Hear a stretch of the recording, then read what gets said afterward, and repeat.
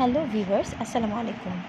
আজকে মেইনলি আমরা যেটা পড়বো তা হলো হাইপোমিনারাল স্ট্রাকচারটা কী দিয়ে তৈরি, আর আমাদের যে নিউনাটাল বা গ্রাউন্ড স্ট্রায়াফ্রেডসিয়াস বা পেরিকাইমাটার সাথে আমাদের সম্পর্কটা কী, বা আমাদের এগুলোর ডায়ামিটার কী, এগুলো সম্পর্কে আমরা জানবো।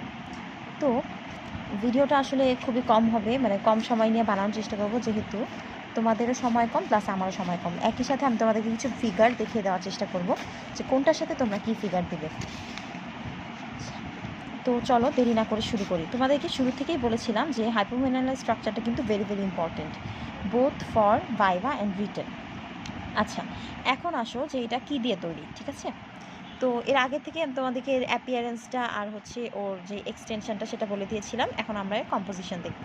যদি তোমাকে কোয়েশ্চেন করা হয় যে এই যে এনামেল টাফটা আমরা পড়ছি সেটা কী দিয়ে তৈরি, তখন তোমরা অ্যান্সার দিবে এরা হচ্ছে হাইপোক্যালসিফাইড এনামেল রডস দিয়ে তৈরি, সাথে আছে কিছু ইন্টাররড সাবস্টেন্স এবং এনামেল প্রোটিন। এবার আসো ইন্টাররড সাবস্টেন্স আর এনামেল প্রোটিন, ঠিক আছে? তাহলে এনামেল টাফটে কম্পোজিশন কী হবে? হাইপোক্যালসিফাইড এনামেল রডস, ইন্টাররড সাবস্টেন্স আর এনামেল প্রোটিন। এবার আসো এনামেল ল্যামেলা। আচ্ছা, এনামেল ল্যামেলা মেনলি 3 টাইপসের হয়, এটা আমি গতকালও তোমাদের বলেছিলাম। আচ্ছা, এখন আমরা দেখব যে ওরা অ্যাকচুয়ালি কী দিয়ে তৈরি।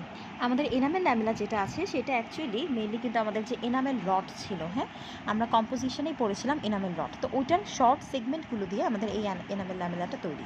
তো এখানে বলছে এই শর্ট সেগমেন্ট যেগুলো, এই রডগুলো কিন্তু পুরোপুরি ক্যালসিফাইড হয়ে যায় না, হ্যাঁ, কিন্তু যেহেতু রড তাহলে ওরা কিছু না কিছু দিয়ে তো ফিল থাকবে। তো ওরা কী দিয়ে ফিল থাকে? ওরা কিছু অর্গ্যানিক ম্যাটেরিয়ালস দিয়ে ফিল থাকে। আর এখানে বলছে যে they consist organic materials but with little mineral content, মানে ওরা অর্গ্যানিক ম্যাটেরিয়াল দিয়ে ফিল্ড থাকে কিন্তু খুবই কম পরিমাণে এখানে মিনারেল কন্টেন্ট থাকে। আচ্ছা, তাহলে আমরা এখানে মেইনলি কী বুঝলাম যে এরা কিছু অর্গ্যানিক ম্যাটেরিয়াল দিয়ে ফুলফিল করা থাকে, কিন্তু এই যে অর্গ্যানিক ম্যাটেরিয়ালগুলো এখানে খুবই কম পরিমাণে মিনারেল কন্টেন্ট করা থাকে, ঠিক আছে? এখন আসো যে ল্যামেলাটা কয়টা টাইপসের হয়? ল্যামেলা 3 টাইপসের হয়। একটা টাইপ আমাদের এনামেলে থাকতে পারে, আরেকটা হচ্ছে ডেন্টিনের মধ্যে ঢুকে যেতে পারে, আরেকটাও সেম যে ডেন্টিনের মধ্যে চলে যেতে পারে। যেহেতু আমরা গত ক্লাসে পড়েছিলাম যে ল্যামেলাই কিন্তু একটা মাত্র স্ট্রাকচার যেটা সারফেস এনামেল থেকে আমাদের ডেন্টিন এলিমেন্ট জাংশনের দিকে আসছে। তাহলে যেহেতু সারফেস এনামেলের থেকে আসে তার মানে এইটা শুধুমাত্র এনামেলেই থেকে যাবে, মানে টাইপ এ যেটা। আর টাইপ বি আর সি এরা কিন্তু ডেন্টিনে ঢুকে যেতে পারে, এই জন্য বলেছে মে রিচ ইন্টু ডেন্টিন, অর্থাৎ ঢুকে যেতে পারে। এখন আসো যে এদের কম্পোজিশনের মধ্যেও কী আছে, যে এরা consist of পুরলি calcified rod segment, অর্থাৎ এরা যে রড সেগমেন্ট দিয়ে তৈরি থাকে তারা কিন্তু খুবই পুয়ারলি ক্যালসিফাইড থাকে, হ্যাঁ, অর্থাৎ মানে তারা ভালোভাবে ক্যালসিফাইড থাকে না। এরপরে আসো টাইপ বি যেটা, সেটা হচ্ছে ডিজেনারেটেড সেল দিয়ে তৈরি। আর টাইপ 3 যেটা, সেটা হচ্ছে ইরাপ্টেড টিথে পাওয়া যায়। মেইনলি যেসব টিথের ক্র্যাকগুলো আমাদের অর্গ্যানিক দিয়ে ফিল্ড থাকে। আচ্ছা, ইরাপ্টেড টিথ বলতে কী বোঝাচ্ছে? ইরাপ্ট মানে হচ্ছে উঠা, ঠিক আছে? যখন নাকি দাঁতটা উঠে, মানে যেই দাঁতটা অলরেডি উঠে গেছে সেখানে যখনই ক্র্যাক দেখা যাচ্ছে। আগের দিনই কিন্তু বলেছিলাম যে ল্যামেলা জিনিসটা কি, ল্যামেলা একটা ডিফেক্ট। এখন ডিফেক্টটা আমাদের সারফেস এনামেলে থাকে। সারফেস এনামেল মানে কি? এনামেল একদম উপর পৃষ্ঠে থাকে। তাহলে তুমি কিন্তু এই ডিফেক্টটা ইজিলি দেখতে পারবা। তো যখনই তোমার দাঁতে কোনো ক্র্যাক হবে তখন দেখবা যে ওই জায়গাটা অর্গ্যানিক ম্যাটেরিয়াল দিয়ে ফুলফিলড করা, ওই ক্র্যাকটা। তো তখনই তুমি বুঝবা যে এটা একটা ল্যামেলা বা এনামেল ল্যামেলা, যেটা কিনা টাইপ সি। আচ্ছা, এবার আসে এনামেল ল্যামেলা ইম্পর্টেন্সটা কী। ইম্পর্টেন্সে বলেছে যে এই ল্যামেলাটা একটা site of weakness for a tooth. কিন্তু কেন সাইট অফ উইকনেস? কারণ এই যে ল্যামেলাটা ও কিন্তু একটা রাস্তা তৈরি করে দিচ্ছে, তাই না? সারফেস এনামেল থেকে শুরু করে একদম ডেন্টিনো এনামেল জাংশন পর্যন্ত, অর্থাৎ এই রাস্তাটা কিন্তু একদম ওপেন রাস্তা, মানে সারফেস এনামেল থেকে ডেন্টিনো এনামেল জাংশন পর্যন্ত যাচ্ছে।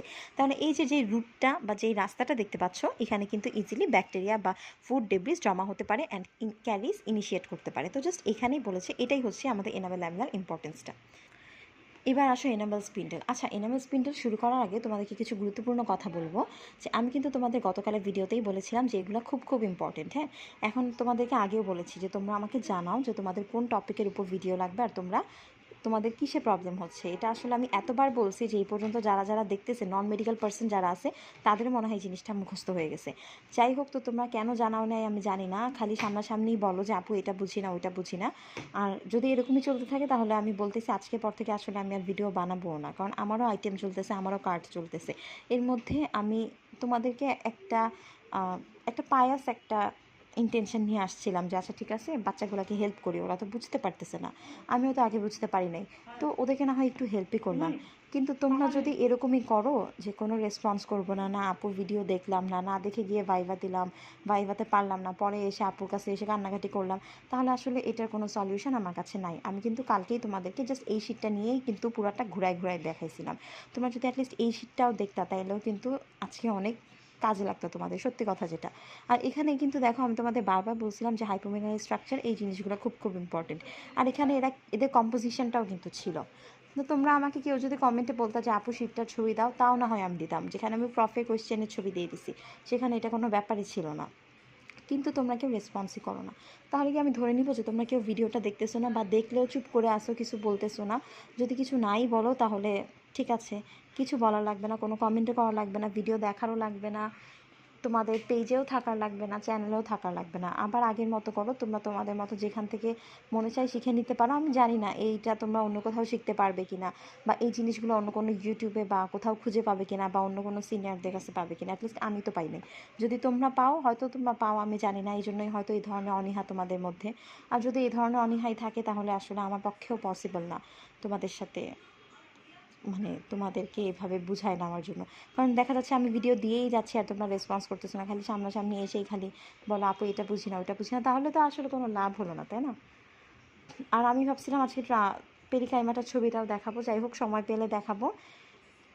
এখন আসো এনামেল স্পিন্ডেলটা।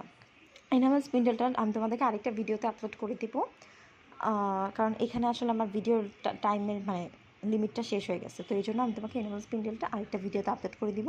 তো এই পর্যন্ত যা যা আছে সবাই বুঝছো কিনা আমাকে জানাইও, আর যদি না জানাও তাহলে আমি ধরে নিব যে তোমরা কেউ রেসপন্স করো নাই আর সামনে করবাও না, সো আমিও আর ভিডিও দিব না। তাছাড়া প্রত্যেকটা কলেজে কিন্তু কম্পোজিশনের মধ্যে মানে কম্পোজিশন ভ্যারি করে টিচার টু টিচার। তোমাদের টিচার যা যা শুনতে চায়, বা অন্য কলেজের যারা আছো তারা যদি দেখো, তাহলে তোমাদের টিচার যেটা শুনতে চায় সেটাই কিন্তু বলবে। আর এখানে কিন্তু ছবিগুলো অনেক ইম্পর্টেন্ট, আবারও বলছি। তো এই আর কি, আশা করি সবাই ভালো থাকবা, সুস্থ থাকবা, আর কোয়েশ্চেনগুলো খুব ভালো করে শুনবা, পড়ার সময় একটু মনোযোগ দিয়ে শুনবা। আমি আরেকটু টাইম পেলে তোমাদেরকে আরেকটু গুছায় বলতে পারতাম, বাট যেহেতু তোমরা আমাকে জানাও নি যে ভাইভা কবে বা এক্সামের ডেট কবে, তাহলে আমারও আসলে তোমাদের সাথে কোঅপারেট করা পসিবল হচ্ছে না। তো যাই হোক, সবাই ভালো থাকবে, আল্লাহ হাফেজ।